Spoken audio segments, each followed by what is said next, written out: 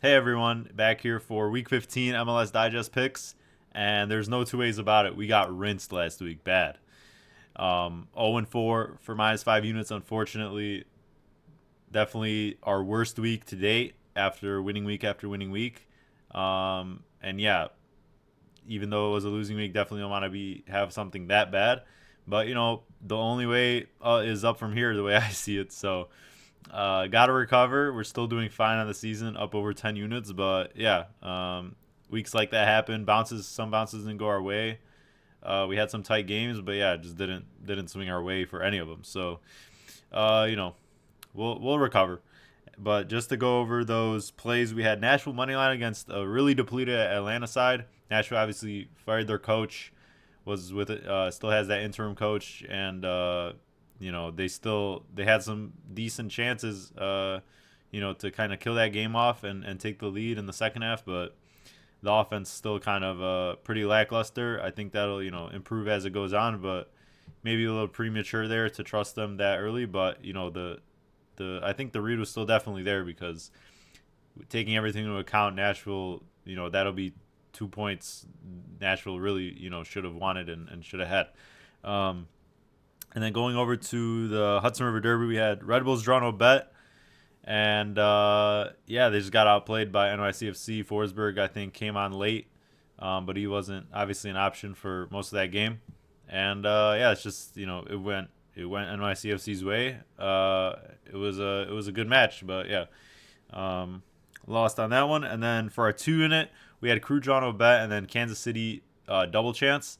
And honestly, I should have just made Crew, money line the 2 unit itself because no sweat there. Chicago just, it doesn't matter how depleted the Crew were in a sense or tired on a road trip without Cucho again, actually, resting again for whatever reason. The Fire are just abysmal. So that half of that 2 unit came through, but then Kansas City is just no excuses anymore. Like, I don't know, Vermees is the longest tenured coach right now in the league, but I mean, at some point you gotta, like, I don't know, consider it because they didn't play midweek before this game while Austin did. They went up 1-0 early, and then some crazy giveaway at the back, trying to play out from the back, equalized it, and then they got into a too big of a hole, 3-1. They let up a goal right, like, literally within minutes after halftime. Almost came back to tie it. Made it 3-2 with about 20 minutes, but yeah, it's just the defense is for a chance creation team that's as lacking as Austin. Like, it's just crazy what's going on in Kansas City right now. But yeah, our final play was San Jose team total over 1.5 at home to Orlando, who had to travel cross country, um, and they got blinked. That was probably the worst read of the 4 plays there. Um, because Orlando's defense has been great, but that they kind of switched to this 5-back system now. That's kind of been improving them and their lackluster defense. But on the offensive side, Orlando hasn't been as great. But like we expected, San Jose is going to leak. So it's not like the money line came through either or anything like that. So it's whatever. But yeah, going on to week 15, I'm gonna have 4 plays. All of them are gonna be 1 unit, and we're gonna try to recover from just an abysmal week 14. But I like all these plays. It's another pretty good slate in my opinion. And yeah, let's just get into those plays. The first match I'm looking at is between Charlotte and Philly, and I'm taking Union draw no bet for plus 110. Um, I just really like this price here. Union is still actually the only undefeated team on the road so far. They have 3 wins and 4 draws. Um, and yeah, they've been a complete. It's been a complete turnaround from what we're kind of used to because the Union have been usually really dominant at home, especially. But they're actually 1-1-4 there on the road, like we just said. They also have the most goals on the road so far, 15 in their 7 matches to only 9 conceded. So clearly they've been comfortable in these road environments. I guess you could say that the signs point to them being due for a road loss, and especially against the team against Charlotte's quality at home, where we've talked about on the show their quality at home. They're so used to clean sheets, especially at home, regardless if they score themselves or not. But both these teams are pretty riddled with injuries here. Charlotte's missing a couple key players. One of their midfielders is suspended. One of their defensemen has been out for a couple weeks.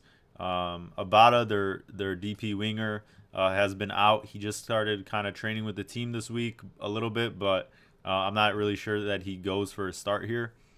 And yeah, this attack is depleted as it is. Agyemang has been kind of filling in and looking kind of, if he could keep up that form, then he could be their number 9 for the future since Kopetti is gone. But as of now, they're just kind of, sticking it out, and their depth's really being tested here. And yeah, they just got a scoreless draw at home to Galaxy. So obviously, a team like Galaxy's quality, they're still keeping them out. But at the same time, they're not creating much. They're still going for these, 1-0 kind of results at home and banking on that. And that's been their bread and butter. But Philly is actually third best in expected goals per 90 this season. Their front three has really been clicking so far. Carranza's been on fire. And, Philly, to their credit, is also, to talk about Philly, they're also missing a couple key pieces. Their goalkeeper, Blake's obviously been out for a couple weeks now. He's been kind of trying to get back from that, but the situations haven't been ideal because they played New England last week on the road, which has to do, and they obviously play on turf. Another road match here in Charlotte. He didn't train this week, really, I think. And then Martinez kind of had some sort of issue last game against New England and got subbed out early. They said it was something with, like, he was feeling something with his chest, so it was a little bit of a precautionary thing. So I'm not sure if he goes here because he's still listed as questionable. And he's been kind of training on his own. So, but even if he's out, they have, enough of a midfield presence and a backup, defensive mid to kind of make up for that. So I'm kind of thinking that we might see goals here. And if that's the case, I think Philly can definitely hold their own. But, they've kind of, they just kind of righted that ship, getting that huge win against New England, which obviously isn't much of a, very impressive, but still, they're still obviously super strong on the road. And yeah, I just like this lineup more. I'm going to take a flyer here with the draw protection, especially at plus 110. And we're going to see where it takes us. I really like what this Philly team's been doing for the most part. So the second game I'm targeting here is between Toronto and Cincinnati. I'm taking the under at plus 110. And I'm kind of targeting some schedule congestion here, and the fact that both these teams are or Cincinnati for sure is elite defensively, both on paper and the eye test. Toronto, started the season strong defensively, surprisingly, for what most people predicted, and they kind of have a rough stretch, especially on the road. But at home, their form has been pretty undeniable. But they've been up on some bad teams recently. They thrashed Montreal 5-1 in that Canadian Classic. And Classique, and then they had a midweek game against the super low tier Canadian side in their Canadian Cup game. So Insigne got his legs under him a little bit, able to return from that injury. So I feel like he should go here. Bernadeschi's good. So a pretty full strength lineup, I would say. And Cincinnati has just been running the table on the other end. That's now 6 straight wins for them. Even after beating the Crew on the road in that derby, they beat Atlanta at home and then St. Louis at home now. But still, they've only allowed 11 goals on the season. Still the least in MLS. That number is a bit worse on the road. They've allowed 7 in 7 games, so 1 per game on the road. But Toronto is also in that top third kind of defensive, per 90 expected goals category. So Cincinnati's first. So everything adds up there. But yeah, these teams already played early on in the season. It was 0-0. I think that was the opening day. So I don't want to, completely just rely on that, but just worth a mention. But yeah, Cincinnati is still, going for kind of back-to-back supporter shields here. They're looking elite. They're looking comfortable in their identity, even with the loss of Vasquez and Bupenza. Acosta's still MVP form. Basically, he's getting it done with these replacement kind of strikers. Kevin Kelsey's been looking like a solid young replacement, and Kubo's been kind of playing as this secondary striker sometimes, but he's out for this game. He's out for a couple games now. His first game going to be out, so it's interesting to see how they're going to look now, especially with Baird maybe not going as well. So the two striker system could be Kelsey and Santos, and I'm just kind of interested to see how that looks. I don't want to trust that kind of formation, the formation as it is right now, if that's what the lineup is going to look like, because I think Kubo brings a lot to their build up, and Santos I just don't rate really. So it might just be harder here on the road, especially for Cincinnati to get things going. And Acosta can certainly have these flashes of brilliance, but I think it's going to be definitely a lot harder against this more solid Toronto type of side.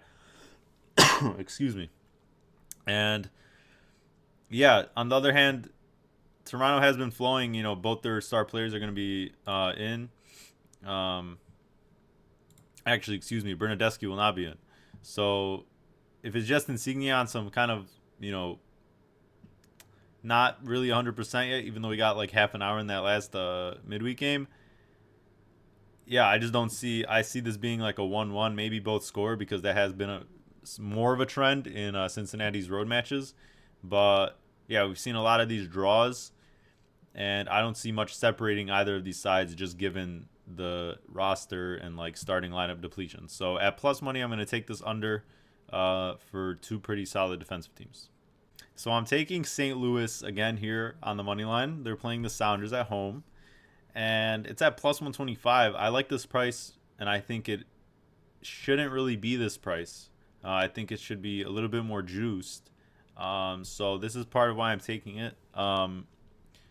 St. Louis has Lowen back now. He played 20 minutes against Cincinnati. They're number 10, which completely changes, the way they want to press forward. And yeah, if you didn't hear, Lowen's wife has been dealing with cancer, so all the best wishes go out to him. So it hasn't been really that much injury related. That's why he's kind of taken this extensive period off. So, but now he's finally back. So in a sense, I kind of expect him to go here, especially after getting that like 20-30 minutes under him last game. And part of this, why I don't understand this price, is because as much as St. Louis defense has been kind of below average, Seattle's offense, despite what the numbers say, is just kind of possession for possession's sake, and not much directness. It's a bit ponderous. So St. Louis, I think their attack's gonna be buzzing, especially if Lowen actually goes here, which I expect. They're pretty full strength. Their defenses should be full strength for the most part. And also part of this is that Seattle played midweek in the Open Cup. A decent amount of their starters kind of went, but also the fact that St. Louis didn't, and then all these teams have a midweek game coming up after this weekend as well, but St. Louis doesn't. So they have full focus on this game. They've gotten a full week of rest. They don't have to look ahead to the next game. Their next game will be the following weekend, whilst the Sounders had this, last weekend's game, this midweek Open Cup game. They have this game. They have a midweek game upcoming, and then, they have two more games than St. Louis. So St. Louis can completely, just go for it here. I've talked about their home environment a lot. I really like, just that added boost. And so for this price, with Lowen coming back and basically everyone being healthy against Sounders, who are also missing Nuhu, one of their better defensive or center backs or kind of wing backs, that opens up a lot. Seattle has been pretty decent on defense, but I think St. Louis can really push for it here. They can sacrifice, a lot more energy, and I think that should be baked into the price. But I think this is a really good opportunity to take St. Louis. They've done us good on, we had them with the 2-unit, and then they kind of got hard done against LAFC when we had them by the refs. But that's neither here nor there. But yeah, with all that in mind, I think this price is really good to take, and I'm gonna trust St. Louis. The fourth and final play for the show, I'm taking Whitecaps team total over 1.5 against the visiting Miami. Miami should be, they draw a crowd anywhere they go. This is going to be played in their normal, indoor stadium, so no weather concerns, obviously. But it seats a lot of people, and it's going to be basically sold out. It's going to be like basically one of those, stadium games that Miami has had when they go on the road, and they make it a special occasion because of Messi. So both these teams are going to be up for it for sure. Um, and yeah, this is a little uglier than I would like, but I think we've seen that these types of games that in these stadium settings, and when Messi draws crowds like these, both teams are up for it, and it's pretty back and forth regardless of the result. So I'm just gonna trust Whitecaps here because their defense has been pretty elite, for the most part. They haven't been giving up much. Miami's defense, based on the numbers, has been improving, but still, it's just such an aging back line that I'm not really. I'm just looking at the eye test more so here because they've just been too injury ridden. And yeah, Whitecaps, they're not really a hot team to back right now, just in terms of recent form. I think the last time we took them was against Austin, and they had a 0-0 at home. They haven't scored in four. They haven't scored a non-penalty goal in 4 straight games. The first one being in that Austin game. They went 0-0 against Austin. They got 3-0 at LAFC. They lost 1-0 against Rapids, and then they went 1-1 against Sounders this past weekend. They got a really late penalty. And in each of those games, they're not even really creating one expected goal, which is definitely a sign of concern. But against Rapids, they got a really they got a red card right before half, so that definitely changed the way they play. LAFC, I think, is a whole nother case. They just honestly, LAFC just kind of owns them, just in recent years, and they completely succumb to the style that LAFC plays. So yeah, definitely a sign for concern. But this team is still fully healthy. I still like their identity, and I think if they want to if there was a team to turn around against, it's Miami's defense. So regardless of what happens on their own defensive side of the ball, which I think is pretty solid, especially at home, I think Vancouver can definitely get 2 here in what should be a really good atmosphere for them. And yeah, it's a really good price. I don't think Miami's going to be held scoreless by basically any team, especially when they're full strength in terms of Messi, Suarez, and the like. So I don't want to bank on a result here, but Whitecaps definitely have the pieces. Even though they played midweek in that Canadian Cup, kind of White and Gald only played 45 minutes. So I think they should be fresh here. Obviously, like I said, everyone's going to be up for this because of just the Messi, effect, and they're not going to really rotate too much. Thanks for watching, everyone. Make sure you go follow my Twitter. It's at MLS Digest, same name as the YouTube. And yeah, I like to possibly post extra plays on there for kind of games that I'm on the fence about, and I kind of want to wait more for lineups. So if I post any more plays, it'll be on there. And I just, like to, talk about any soccer related stuff or MLS stuff on there as well. So make sure you follow that in case we have more plays for this week or in the future. And yeah, we're still up over 10 units for the season. Looking to bounce back from last week's tragedy. And yeah, we had the 4 plays. We had Union draw no bet, Toronto and Cincinnati under, and then St. Louis money line against Sounders, and then Whitecaps team total over 1.5 instead of the money line. So 4 plays again this week, and there might be more. We'll see, depending on lineups. There's some, more pretty good games I was looking at. I think DC Fire has the potential for goals. I think Colorado, Minnesota should be a really good Western Conference kind of clash. Towards the top there. And I'm really interested to see how Galaxy and Houston goes because I could kind of sneakily see goals in that one too. with how bad Galaxy's defense is, as much as Houston kind of struggles to produce. Both teams really love to have possession, so I feel like that could be a kind of back and forth game, or a game where both are kind of uncomfortable. Um, and yeah, if anything, I'll add those plays to my Twitter, so make sure to look out for those. And regardless, I'll see you next week for Week 16. Good luck, guys.